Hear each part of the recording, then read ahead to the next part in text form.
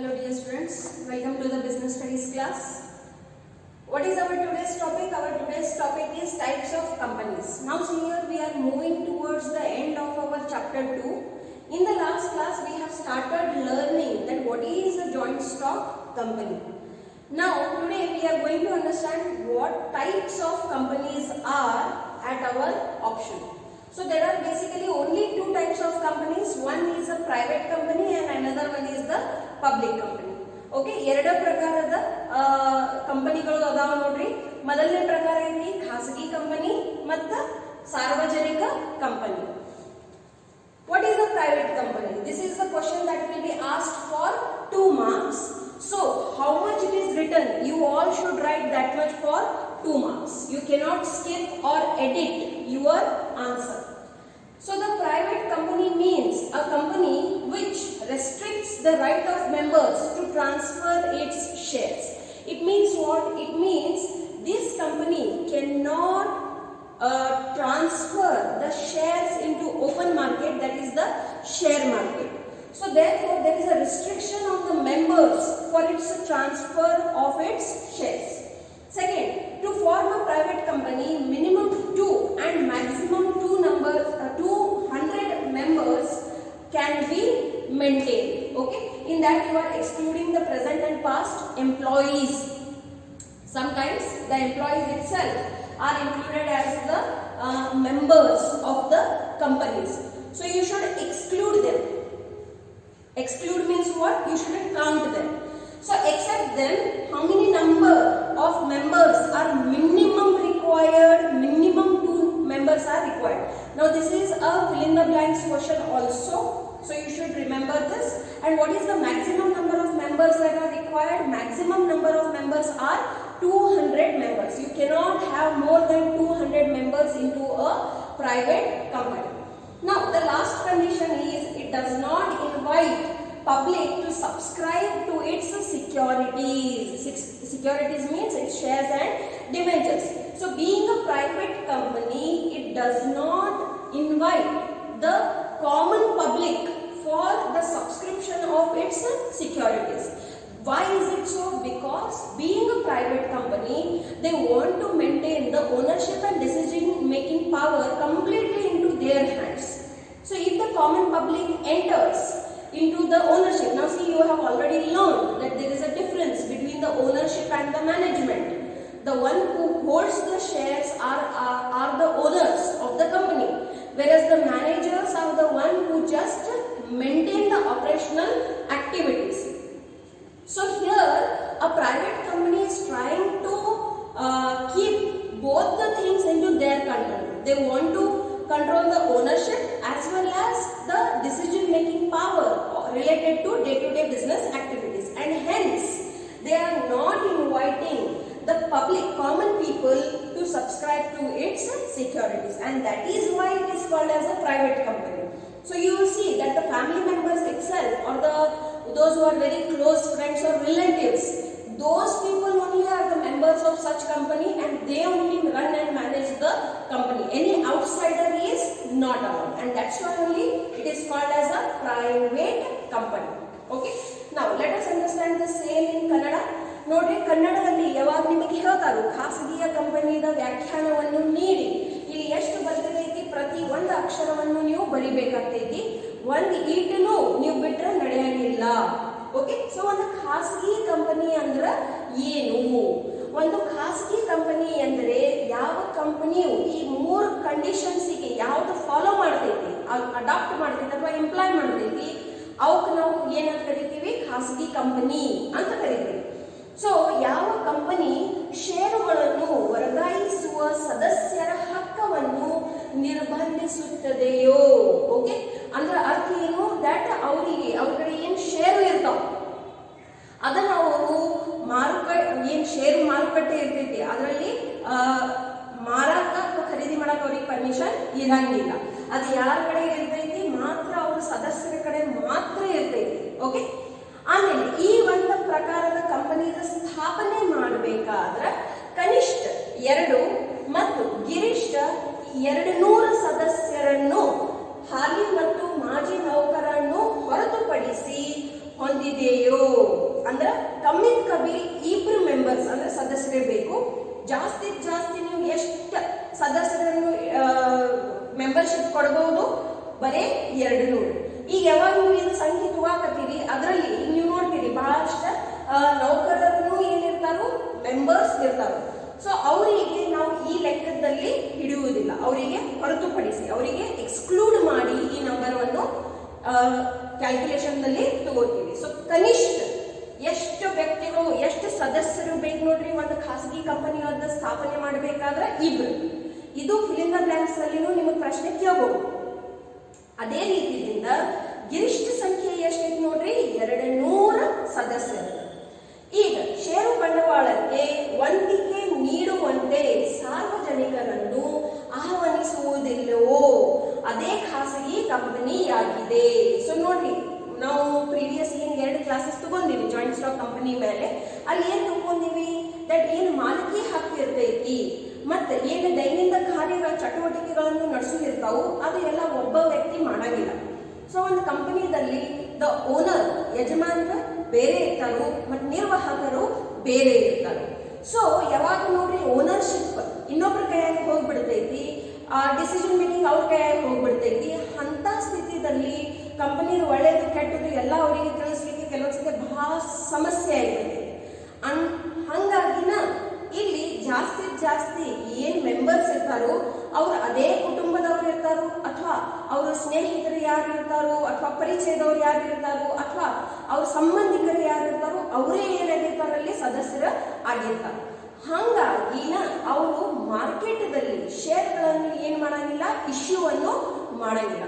ಯಾಕಂದ್ರೆ ಮಾರ್ಕೆಟ್ನಲ್ಲಿ shares issue ಮಾಡಿದ್ರೆ ಯಾರು ಬೇಕಾದವ್ರು ಅದನ್ನ ಖರೀದಿ ಮಾಡ್ಬೋದು. ಮತ್ತೆ ಯಾರ ಕಡೆ ಶೇರ್ ಇರ್ತೈತಿ ಅವರ ಏನಾಗಿಬಿಡ್ತಾರೋ ಓನರ್ ಯಜಮಾನ್ರ ಆಗಿಬಿಡ್ತಾರೆ. ಸೊ ಈ 3 ಕಂಡೀಷನ್ಸ್ಗೆ ಯಾವ ಕಂಪನಿ ಸ್ಯಾಟಿಸ್ಫೈ ಮಾಡ್ತೈತಿ ಆ ಕಂಪನಿಗೆ ನಾವು ಏನಂತ ಕರಿತೀವಿ? ಖಾಸಗಿ ಕಂಪನಿ ಅಂತ ಕರಿತೀವಿ. ಓಕೆ, ನಾವು a private company enjoys many privileges. So all those 5 privileges have been written here. See, what is the first privilege that a private company enjoys? A private company can be formed by only 2 members, whereas 7 people are needed to form a public company. Now see here in this note, you are also showing the differences between a public company and a private company. Okay, so if you prepare a table for this, ultimately it will become your differences between public and private company also. So what they say that a private company can be formed by only 2 members, whereas 7 people are needed to form a public company. There is no need to issue the prospectus as public is not invited to subscribe to the shares of a private company. Okay, ನೀವು ಬೇಕಾದ್ರೆ second year ನನ್ನ ಒಂದು video ನೀವು ನೋಡಬಹುದು issue of shares ಮೇಲಿಂದ. So ಸಾಮಾನ್ಯವಾಗಿ ಒಂದು public company ಏನ್ ಮಾಡ್ತೈತಂದ್ರೆ ಮಾರ್ಕೆಟ್ದಲ್ಲಿ ಅವ್ರದ್ದು ಪ್ರಾಸ್ಪೆಕ್ಟಸ್, ಆ company will issue it's prospectus. Why it will issue it's prospectus? Because it wants to welcome the investors. They want the investors to invest the money into the company in the form of share capital. Okay, so when they want the common people to become the shareholders, they need to follow a procedure which is given by the Companies Act 2013, in which they have to issue the prospectus first. Then later on application calls will be made and the whole procedure will be followed. Now allotment of shares can be done without receiving the minimum subscription. Now these are the conditions which are given into the Companies Act, where they say that if the 90% of the shares which are issued, if they are not subscribed, then they cannot make the allotment call. These are all the rules and regulations which must and should be followed by the public companies. But when it comes to a private company, that is their privilege that even if the minimum subscription is not made, they can do the further procedure in the collection of share capital. Okay. Now, a private company needs to have only 2 directors as against the minimum number of 3 directors in case of the public company. However, the maximum number of directors for both the companies is 15 only. So whether it may be a private company or it may be a public company, what is the maximum number of directors that they can have in their company? It is 15 only. Correct? But what is the minimum number of directors into a private company? It is 2. And what is the minimum number of directors into a public company? It is 3. Okay? Last point, a private company is not required to keep an index of numbers while the same is necessary in the case of public company. They need to maintain the data, the records of their members. So, it is not compulsory for the private company, but it is mandatory for a public company. So, these are some of the privileges which are given to a private company, and hence you will see that many private companies are being formed because formation is far easier as compared to public company. Second, the raising of the share capital is easier as compared to the public company. Third, the regulations and rules which are stated by the Companies Act, they are far lesser to a private company than a public limited company, and that's why we have given the heading as the privileges that are enjoyed or that are given to a private limited company in comparison to a public limited company. Okay? ಏನು ಹೇಳ್ತಾರೆ ನೋಡ್ರಿ, ಸಾರ್ವಜನಿಕ ನಿಯಮಿತ ಕಂಪನಿಗಳಿಗೆ ವಿರುದ್ಧವಾಗಿ ಖಾಸಗಿ ನಿಯಮಿತ ಕಂಪನಿಗಳಿಗೆ ದೊರೆಯುವ ಸೌಲಭ್ಯಗಳು ಕೆಳಗಂತಿವೆ. ಓಕೆ, ಎಷ್ಟು ಪ್ರಕಾರದ ಕಂಪನಿಗಳು ಅದಾವ ನೋಡ್ರಿ? 2 ಪ್ರಕಾರ, ಖಾಸಗಿ ಕಂಪನಿ, ಸಾರ್ವಜನಿಕ ಕಂಪನಿ. ಸೊ ಈಗ ಖಾಸಗಿ ಕಂಪನಿಗೆ ಬಹಳ ಮಹತ್ವ ಇರ್ತೈತಿ. ಅಂದ್ರೆ ಮಹತ್ವ ಅಂದ್ರೆ ಏನು? ಅದು ಸ್ಥಾಪನೆ ಆಯಿತು, ವಿಸರ್ಜನೆ ಆಯಿತು, ಪ್ರತಿಬಂಧಗಳು ಆಯಿತು, ನಿಯಮಗಳು ಅದಾವ, ಅವು ಬಹಳ ಕಮ್ಮಿ ಅದಾವ ಒಂದು ಖಾಸಗಿ ಕಂಪನಿ ಮೇಲೆ ಆಸ್ ಕಂಪೇರ್ಡ್ ಟು ಒಂದು ಸಾರ್ವಜನಿಕ ಕಂಪನಿ ಕಂಪ್ಯಾರಿಸನ್ ಅಲ್ಲಿ. ಓಕೆ, ಸೊ ಹಾಗಾಗಿ ಏನ್ ಸೌಲಭ್ಯಗಳದಾವು ಒಂದು ಖಾಸಗಿ ಕಂಪನಿಗೆ ಯಾವಾಗ ನಾವು ಕಂಪೇರ್ ಮಾಡಕತ್ತೀವಿ ಒಂದು ಸಾರ್ವಜನಿಕ ಕಂಪನಿ ಜೊತೆಯಲ್ಲಿ. ಸೊ ಇವು ನೀವು ಏನಾಗ್ಬಿಡ್ತಾವ ನೋಡ್ರಿ, ಡಿಫರೆನ್ಸಸ್ ಆಗಿಬಿಡ್ತಾವ between a private company and a public limited company. So 5 points ಗಳನ್ನು ಕೊಟ್ಟಾರು. ಪ್ರತಿ ಒಂದು ಪಾಯಿಂಟ್ ನೀವು ನಿಮ್ಮ ನೋಟ್ಬುಕ್ ದಲ್ಲಿ ಬರೆಯುವುದು ಕಂಪಲ್ಸರಿ ಐತಿ.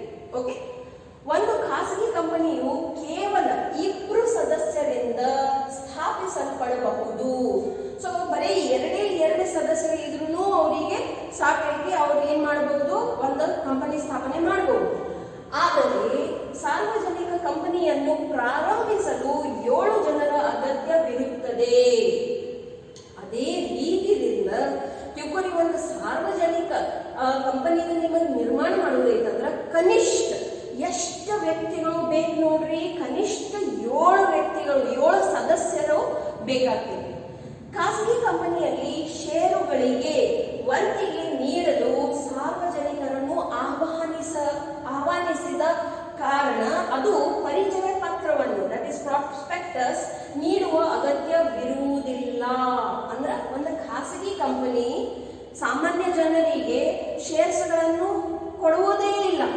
ಹಾಗಾಗಿ ಏನು ಕಂಪನೀಸ್ ಕಾನೂನದಲ್ಲಿ ಏನವರು ಒಂದು ಪ್ರೊಸೀಜರ್, ಒಂದು ರೀತಿ ವಿಧಾನವನ್ನು ಕೊಟ್ಟರು, ದಟ್ ಯಾವ ರೀತಿಯಿಂದ ಅವರು ಷೇರು ಬಂಡವಾಳಗಳನ್ನು ಗಳಿಸಬಹುದು, ಅದು ಯಾವುದು ಪ್ರಕ್ರಿಯೆ ಒಂದು ಖಾಸಗಿ ಕಂಪನಿಗೆ ಮಾಡುವ ಅವಶ್ಯಕತೆ ಇಲ್ಲ. ಹಾಗಾಗಿ ಅವರು ಮಾರ್ಕೆಟ್ನಲ್ಲಿ ಪ್ರಾಸ್ಪೆಕ್ಟಸ್ ಇಶ್ಯೂ ಮಾಡುವ ಅವಶ್ಯಕತೆ ಅವರಿಗೆ ಇಲ್ಲ. ಬಟ್ ಒಂದು ಸಾರ್ವಜನಿಕ ಕಂಪನಿಗೆ ಇವು ಎಲ್ಲ ಪ್ರತಿಬಂಧಗಳನ್ನು, ನಿಯಮಗಳನ್ನು ಪಾಲಿಸಬೇಕಾಗ್ತೈತಿ. ಸೊ ಷೇರು ಬಂಡವಾಳವನ್ನು ಗಳಿಸಬೇಕಾದರೆ ಅವ್ರು ಏನು ಮಾಡ್ತಾರೆ ನೋಡ್ರಿ, ಮಾರ್ಕೆಟ್ನಲ್ಲಿ ಪ್ರಾಸ್ಪೆಕ್ಟಸ್ ಅನ್ನು ಇಶ್ಯೂ ಮಾಡ್ತಾರೆ. ಓಕೆ, ಕನಿಷ್ಠ ವಂತಿಗೆಯನ್ನು ಪಡೆಯದೆ ಖಾಸಗಿ ಕಂಪನಿಯು ಷೇರುಗಳ ಹಂಚಿಕೆ ಮಾಡಬಹುದು. ಈಗ ಇದು ಏನೈತಿ, ಒಂದು ಪ್ರತಿಬಂಧ ಐತಿ ಕಂಪನೀಸ್ ಕಾನೂನು ಕಡೆಯಿಂದ. ಯಾವಾಗ ನೀವು ಮಾರ್ಕೆಟ್ನಲ್ಲಿ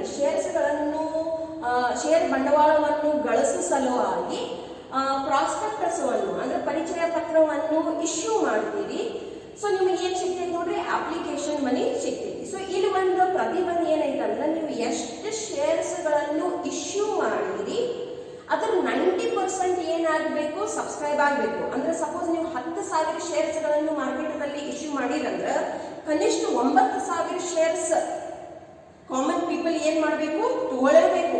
ಸಪೋಸ್ ಅಷ್ಟು ತಗೋಲಿಲ್ಲ ಅಂದ್ರೆ ಇಡೀ ಪ್ರೊಸೀಜರ್ ಏನಾಗಿಬಿಡ್ತೈತಿ, ರದ್ದಾಗಿಬಿಡ್ತೈತಿ. ನೀವು ಮತ್ತೊಂದ್ಸಲ ಇಡೀ ಎಲ್ಲ ಪ್ರಕ್ರಿಯೆ ಮಾಡ್ಬೇಕಾಗ್ತೈತಿ. ಸೊ ಇವು ಏನದಾವ, ಕೆಲವೊಂದು ಪ್ರತಿಬಂಧಗಳು ಅದಾವ ಕಂಪನಿ ಕಾನೂನಿನಲ್ಲಿ. ಸೊ ಹಾಗಾಗಿ ಸಾರ್ವಜನಿಕ ಕಂಪನಿ ಇದನ್ನು ಪಾಲಿಸಬೇಕಾಗ್ತದೆ. ಖಾಸಗಿ ಕಂಪನಿ ಮೇಲೆ ಅಂತ ಯಾವ ಪ್ರತಿಬಂಧ ಇಲ್ಲ. ಅದಕ್ಕಾಗಿ ಅದನ್ನ ನಾವು ಸೌಲಭ್ಯ ಅಂತ ಕರಿತೀವಿ. ಸೊ ಏನ್ ಹೇಳ್ತಾರೆ ನೋಡ್ರಿ, ಕನಿಷ್ಠ ವಂತಿಗೆಯನ್ನು ಪಡೆಯದೆ ಅಂದ್ರೆ 90% ಸಬ್ಸ್ಕ್ರಿಪ್ಷನ್ ಆಗ್ಲಿಲ್ಲ ಅಂದ್ರೂ ಖಾಸಗಿ ಕಂಪನಿಯು ಷೇರುಗಳ ಹಂಚಿಕೆ ಮಾಡಬಹುದು. ವೆರಾಸ್ ಇದ ನೋಡ್ರಿ, ಒಂದು ಸಾರ್ವಜನಿಕ ಕಂಪನಿ ಇತ್ತಂದ್ರ ಏನು ಕನಿಷ್ಠ ವಂತಿಗೆಯನ್ನು ಹೇಳ್ಯಾರು ಅದು ಸಬ್ಸ್ಕ್ರೈಬ್ ಆಗಲಿಲ್ಲ ಅಂದ್ರೆ, ನಾ ಈಗ ತಾನೇ ಹೇಳಿದ್ನಿ, ಅವರು ಶೇರ್ ಅಲಾಟ್ಮೆಂಟ್ ಮಾಡ್ಲಿಕ್ಕೆ ಆಗಂಗಿಲ್ಲ. ಇಡೀ ಪ್ರಕ್ರಿಯೆ ಏನಾಗಿಬಿಡ್ತೈತಿ, ರದ್ದು ಆಗಿಬಿಡ್ತೈತಿ. ಆ ಕಂಡೀಷನ್ ಫುಲ್ಫಿಲ್ ಆಗಲಿಲ್ಲ. ಖಾಸಗಿ ಕಂಪನಿಯು ನೋಂದಣಿ ಪತ್ರವನ್ನು ಸೊ ನೋಂದಣಿ ಪತ್ರವನ್ನು ಪಡೆದ ಕೂಡಲೇ ವ್ಯವಹಾರವನ್ನು ಪ್ರಾರಂಭಿಸಬಹುದು. ಸೊ ಸರ್ಟಿಫಿಕೇಟ್ ಆಫ್ ಇನ್ಕಾರ್ಪೊರೇಷನ್ ಅಂದ್ರೆ ಅದು ಒಂದು ಬರೀ ರಿಜಿಸ್ಟ್ರೇಷನ್ ಆಗ್ಬಿಟ್ಟೈತಿ, ಬರೀ ಅದ್ರ ಇನ್ಕಾರ್ಪೊರೇಷನ್ ಸರ್ಟಿಫಿಕೇಟ್ ಬಂದ್ಬಿಟ್ಟೈತಿ ಅಂದ್ರೂ ಕೆಲಸ ಚಾಲೂ ಮಾಡಬಹುದು. ಬಟ್ ಒಂದು ಪಬ್ಲಿಕ್ ಕಂಪನಿಗೆ ಆ ಸೌಲಭ್ಯ ಇಲ್ಲ. ಖಾಸಗಿ ಕಂಪನಿಯಲ್ಲಿ ಕೇವಲ 2 ನಿರ್ದೇಶಕರು ಇರಬೇಕು. ಇದಕ್ಕೆ ವಿರುದ್ಧವಾಗಿ ಸಾರ್ವಜನಿಕ ಕಂಪನಿಗಳಲ್ಲಿ ನಿರ್ದೇಶಕರ ಗರಿಷ್ಠ ಸಂಖ್ಯೆ ಎಷ್ಟಾಗಿಬಿಡ್ಬೇಕು ನೋಡ್ರಿ, 3 ಗರಿಷ್ಠ ಏನಿರಬೇಕು ಸಂಖ್ಯೆ ಇರಬೇಕು. ಸೊ ಇಲ್ಲಿ ಅದು ಬಂದಿಲ್ಲ, ಗರಿಷ್ಠ ಸಂಖ್ಯೆ ಎಷ್ಟು, ಇಲ್ಲಿ ಏನೈತೆ ನೋಡ್ರಿ, ಗರಿಷ್ಠ ಸಂಖ್ಯೆ 15. ಸೊ 2 ಸಾರ್ವಜನಿಕರೇ ಇರಲಿ ಅಥವಾ ಖಾಸಗಿ ಕಂಪನಿಯರೇ ಇರಲಿ, ಅವ್ರದ್ದು ಗರಿಷ್ಠ ಮ್ಯಾಕ್ಸಿಮಮ್ ಲಿಮಿಟ್ ಎಷ್ಟು ಇರ್ತೈತೆ ನೋಡ್ರಿ, 15 in both the companies.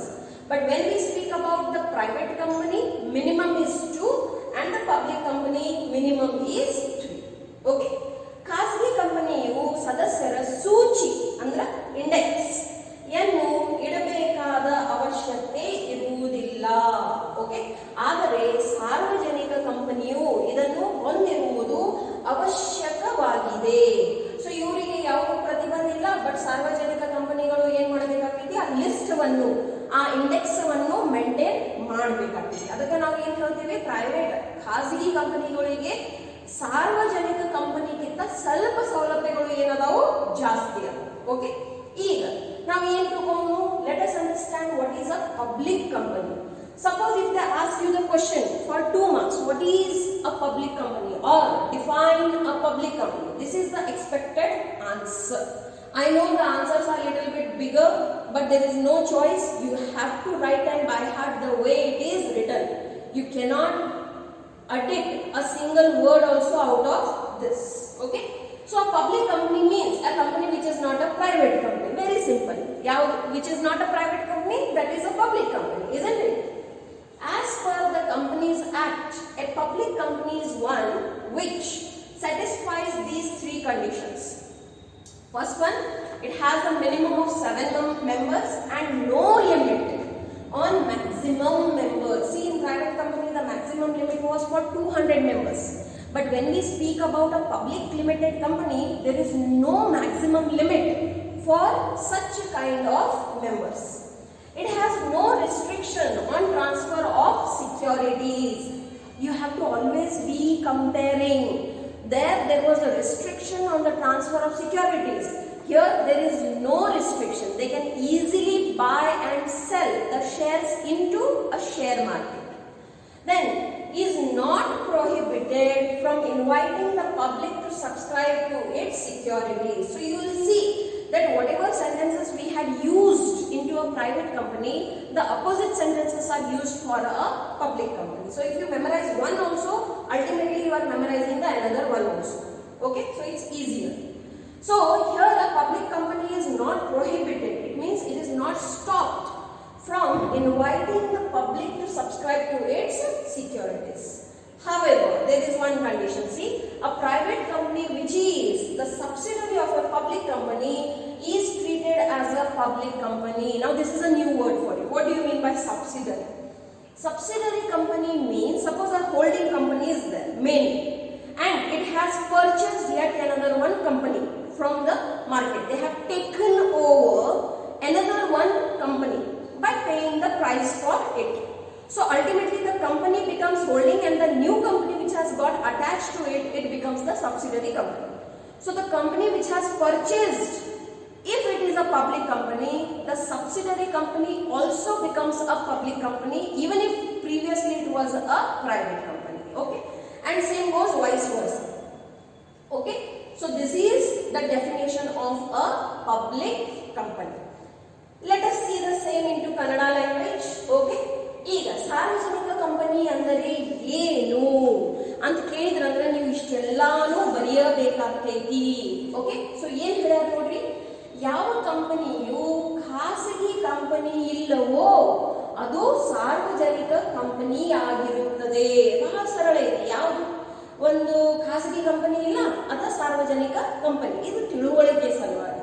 But answer ಬರಿಬೇಕಾದ್ರೆ ಇದೆಲ್ಲಾನು ಬರಿಬೇಕಾಗ್ತದೆ ನೋಡಿ. ಓಕೆ, ಸೊ ಭಾರತೀಯ ಕಂಪನಿಗಳ ಕಾಯ್ದೆಯ ಪ್ರಕಾರ ಒಂದು ಸಾರ್ವಜನಿಕ ಕಂಪನಿ ಎಂದರೆ ಯಾವ ಕಂಪನಿಯು ಈ 3 ಕಂಡೀಷನ್ಸ್ಗೆ, ಷರತ್ತುಗಳಿಗೆ ಅಪ್ಲೈ ಮಾಡ್ತೈತಿ ಅದನ್ನ ನಾವು ಏನಂತ ಕರಿತೀವಿ, ಸಾರ್ವಜನಿಕ ಕಂಪನಿ ಅಂತ ಕರಿತೀವಿ. ಓಕೆ, ಸೊ ಮೊದಲನೇ ಕಂಡೀಷನ್ ಏನಿದೆ ನೋಡ್ರಿ, ಕನಿಷ್ಠ 7 ಸದಸ್ಯರು ಮತ್ತು ಗರಿಷ್ಠ ಸಂಖ್ಯೆಗೆ ಮೀರಿ ಇಲ್ಲದಂತೆ ಸದಸ್ಯರನ್ನು ಹೊಂದಿರುತ್ತದೆಯೋ. ಓಕೆ, ಸೊ ಕನಿಷ್ಠ ಸಂಖ್ಯೆ ಎಷ್ಟಿರಬೇಕು, 7, ಮತ್ತು ಗರಿಷ್ಠ ಸಂಖ್ಯೆಗೆ ಯಾವ ಲಿಮಿಟನೇ ಇಲ್ಲ, ನೀವು ಎಷ್ಟು ಬೇಕಾದಷ್ಟು ಸದಸ್ಯರಿಗೆ ಇಟ್ಕೋಬಹುದು. ಓಕೆ, ಷೇರುಗಳ ವರ್ಗಾವಣೆಯ ಮೇಲೆ ನಿರ್ಬಂಧ ಹೊಂದಿರುವುದಿಲ್ಲವೋ. ಓಕೆ, ಸೊ ಇಲ್ಲಿ ಷೇರದ ಮೇಲೆ ಯಾವ ಪ್ರತಿಬಂಧ ಇಲ್ಲ, ನೀವು ಈಸಿಲಿ ಅದನ್ನ ಏನು ಮಾಡಬಹುದು, ಮಾರ್ಕೆಟ್ದಲ್ಲಿ ಪಬ್ಲಿಕ್ ಸಬ್ಸ್ಕ್ರಿಪ್ಷನ್ ಸಲುವಾಗ ಕೊಡಬಹುದು. ಸಾರ್ವಜನಿಕರನ್ನು ತನ್ನ ಷೇರು ಬಂಡವಾಳಕ್ಕೆ ಅಥವಾ ಸಾರ್ವಜನಿಕ ದೇವಣಿಗಳಿಗೆ ವಂತಿಕೆ ನೀಡುವಂತೆ ಆಮಂತ್ರಿಸಲು ಪ್ರತಿಬಂಧಿಸಲ್ಪಟ್ಟಲ್ಲವೂ ಅದೇ ಸಾರ್ವಜನಿಕ ಕಂಪನಿಯಾಗಿದೆ. ಓಕೆ, ಸೊ ಈ 3 ಕಂಡೀಷನ್ಗಳನ್ನು ಯಾರು ಫಾಲೋ ಮಾಡ್ತಾರೋ ಆ ಕಂಪನಿಗೆ ನಾವು ಯಾವ ಕಂಪನಿ ಅಂತ ಕರಿತೀವಿ, ಸಾರ್ವಜನಿಕ ಕಂಪನಿ ಅಂತ ಕರಿತೀವಿ. ಓಕೆ, ಆದಾಗ್ಯೂ ಒಂದು ಸಾರ್ವಜನಿಕ ಕಂಪನಿಗಳಿಗೆ ಅಧೀನವಾಗಿರುವ ಖಾಸಗಿ ಕಂಪನಿಯೂ ಸಹ ಸಾರ್ವಜನಿಕ ಕಂಪನಿ ಅಂತ ಪರಿಗಣಿಸಲಾಗುತ್ತದೆ. ಓಕೆ, ಸೊ ಒಂದು ಕಂಪನಿ ತಿಳ್ಕೊರಿ, ಒಂದು ಕಂಪನಿ ಐತಿ, ಅವ್ರು ಇನ್ನೊಂದು ಕಂಪನಿ ಖರೀದಿ ಮಾಡ್ಯಾರ. ಯಾವ ಕಂಪನಿದ ಮಾರಾಟ ಆಗೈತಿ ಅದೊಂದು ಪ್ರೈವೇಟ್ ಕಂಪನಿ ಐತಿ, ಬಟ್ ಯಾರು ಅದನ್ನ ಖರೀದಿ ಮಾಡ್ಯಾರೋ ಅದೊಂದು ಪಬ್ಲಿಕ್ ಕಂಪನಿ ಐತಿ. ಸೊ ಯಾರು ಖರೀದಿ ಮಾಡ್ಯಾರೋ ಅವ್ರಿಗೆ ನಾವು ಹೋಲ್ಡಿಂಗ್ ಕಂಪನಿ ಅಂತ ಕರಿತೀವಿ, ಯಾವ್ದು ಮಾರಾಟ ಆಗೈತಿ ಅದನ್ನ ಸಬ್ಸಿಡರಿ ಕಂಪನಿ ಅಂತ ಕರಿತೀವಿ. ಸೊ ಖರೀದಿ ಮಾಡೋರು ಪಬ್ಲಿಕ್ ಕಂಪನಿ ಇತ್ತಂದ್ರ ಮಾರಾಟ ಆಗಿದ್ದ ಕಂಪನಿನೂ ಎದ್ರಾಗ ಕನ್ವರ್ಟ್ ಆಗಿಬಿಡ್ತೈತಿ, ಪಬ್ಲಿಕ್ ಕಂಪನಿದಾಗ convert ಆಗಿಬಿಡ್ತೈತಿ.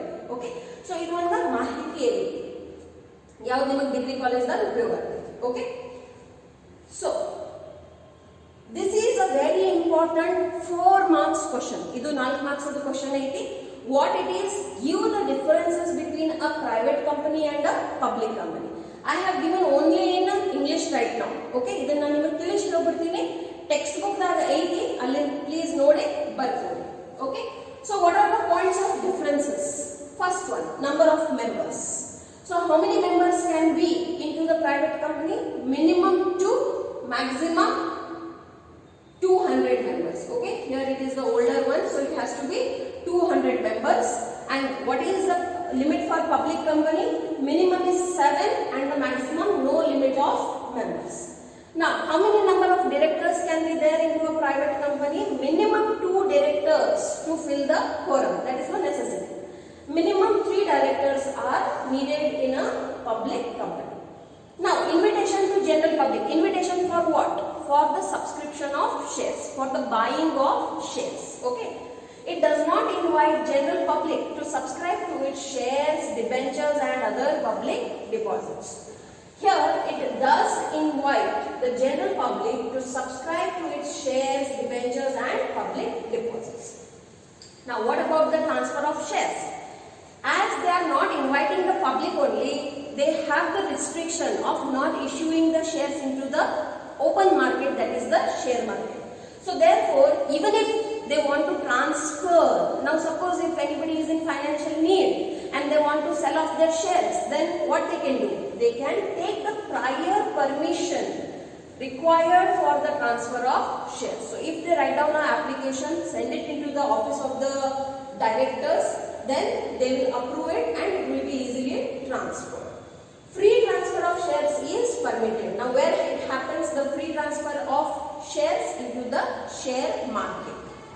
Prospectus. There is no need to issue the prospectus for the buying and selling of the shares because they do not invite the public only. So no need. It is compulsory to issue a prospectus or a statement in lieu of prospectus, as they are compulsorily giving an invitation to the public that come and buy the shares into our company. Then should and must issue a prospectus, and one copy has to be submitted to the register of companies also. Now, statutory meeting and report. What do you mean by the word statutory? Statutory means compulsory. So no compulsion for holding statutory meeting and filing of statutory report. There is no conditions only on private company. But when we speak about a public limited company, it needs to hold a statutory meeting and must file a statutory report. Okay.